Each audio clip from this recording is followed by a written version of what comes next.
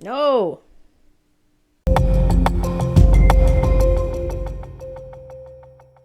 Hello, welcome to Sound and Fury Book Reviews. As usual, I am Tina. Today I am doing a book review of Bluebird by Ciel Pierlo.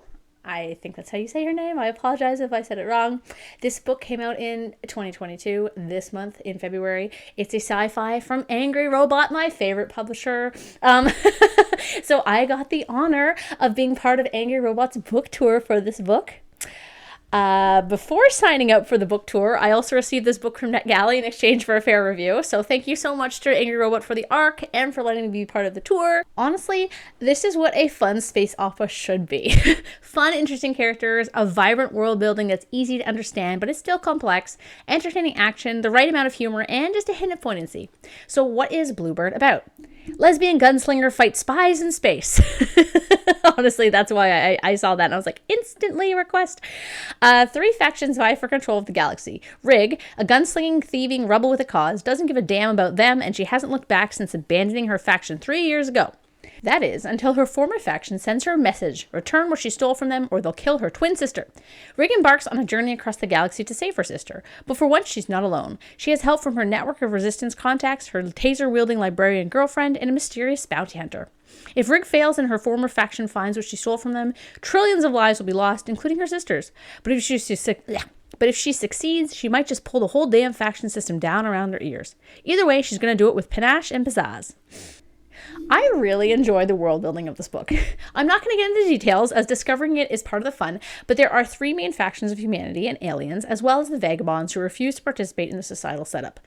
These factions are involved in a millennial-long Cold War, and all 3 have major disadvantages to living under them if you're just a common citizen. One aspect that is integral to the story, but not belabored, is Rig's status as an oppressed alien living under the One system. Her people have had their culture, and much more, strangled by one of the factions. Yes, Rig is an alien. She's blue, she's bald, she wears a headscarf.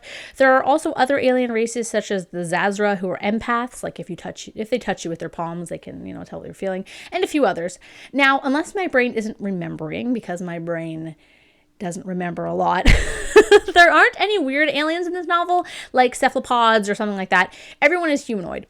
I liked this convergent evolution approach because having non-humanoid aliens would have bogged down the rest of the story, trying to understand how they functioned within it and them having to need, special accommodations for their different, body parts and things like that. So I liked that it was kind of like a strictly kind of humanoid approach to this story. Speaking of the characters, I really liked the characters, though I will admit I didn't love them. They were lacking the complexity that kept them from feeling like people and not just really fun characters. I liked how Rig is tough and determined mercenary with a heart of gold, but she's also not impervious to damage. She's a good shot and a scrappy fighter, but she also doesn't have superhero level strength or skills. She's fallen over her head quite a few times in the story, and often she relies on help from Ginka, the aforementioned mysterious bounty hunter, who does have these skills.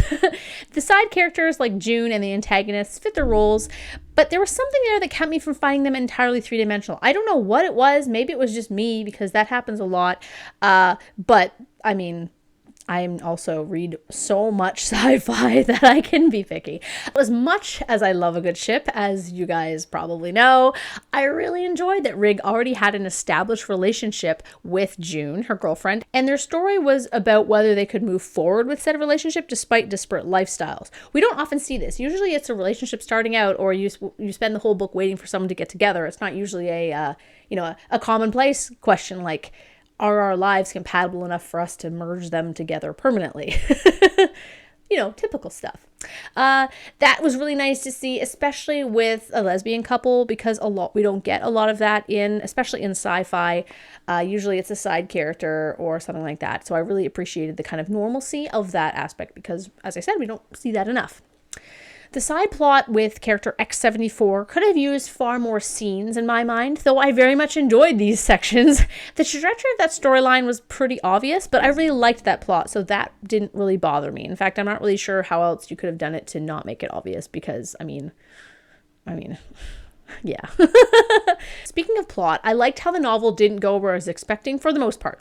Betrayals that I expected didn't happen, and small events from earlier in the novel came back to have relevance later. I also like the technology, hard versus light particle weapons weren't really explained, but they didn't need to be. This was not a hard sci-fi by any means. So I liked the pseudo explanation for things. The world building is very easy to understand, but it's also not like super simple, which was nice. When it came to the writing itself, it took me a bit to adjust to the casualness of the prose, like phrases such as big honkin megalopolis, which I didn't dislike, but I just wasn't used to. The balance to which they were used, and only when the POV was focused on Rig, actually ended up really working for me. It gave the book a kind of voice that made it fun.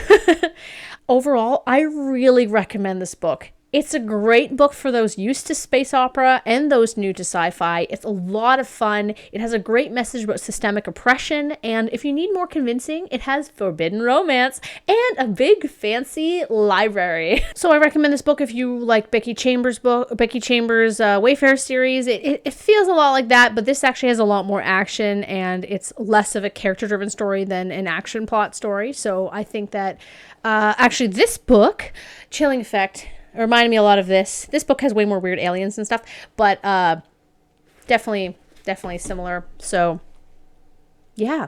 Thanks again, Angry Robot, for the arc, and NetGalley too. And thank you for making me part of the book tour. I find that so much fun. And thank you to the author for writing such a fun book, because I really enjoyed it. And write more, please.